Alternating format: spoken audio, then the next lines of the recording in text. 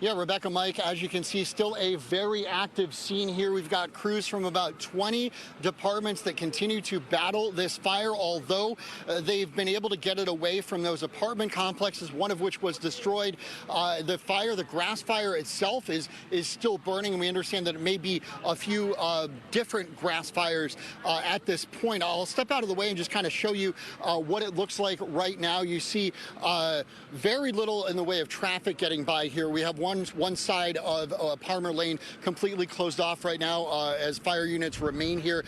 You see the plume of smoke there continuing to come from the area around that apartment complex. I do want to show you some video that we shot a little bit earlier. We got from viewers a little bit earlier, I should say. The fire started, we're told, around 6:15. It started as a grass fire. That grass fire quickly spreading to the Bexley at Silverado apartments. That building was evacuated. And that is that complex was evacuated. That complex is where one building, we're told, was destroyed and two others were severely damaged. We understand there was one minor injury, no serious injuries. In addition to that complex, the Bexley Whitestone apartment complex and the Whitestone Landing townhomes, as well as the Silverado shopping center, were all evacuated. Those evacuations, as far as we know, remain in place, and that is why the Red Cross is set up at the Walmart just around the corner from here for people who may not have a place to stay tonight. We heard from the fire chief just a few minutes ago about where things stand with getting this fire contained and the damage it's done. Take a listen. The status of fire operations is one apartment building is a total loss. Two more apartment buildings have been damaged. Fire crews successfully protected the nearby residences, businesses, and the nearby Talman Home Development Whitestone Landing. We've contained adjacent brush fires, and we continue to monitor at this point. The Texas Forestry Service should be arriving shortly, and with their dozers, they're going to help us put a containment line around the grass fire.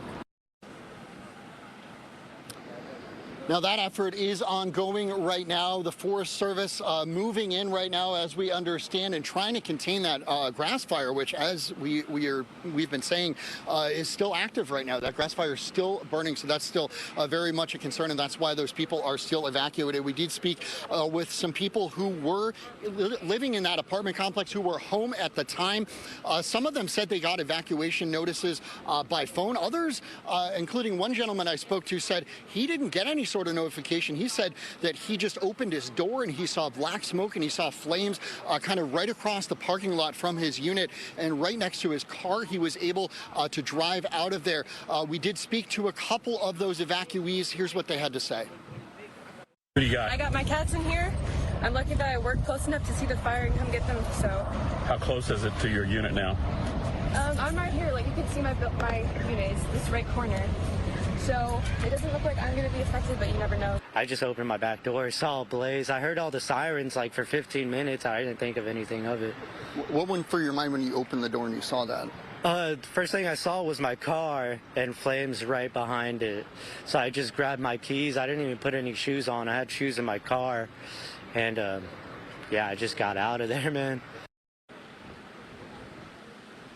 And back here live, there are dozens of people here across the street from the complex who've either been evacuated or live nearby and are just looking to see, you know, what's going on here.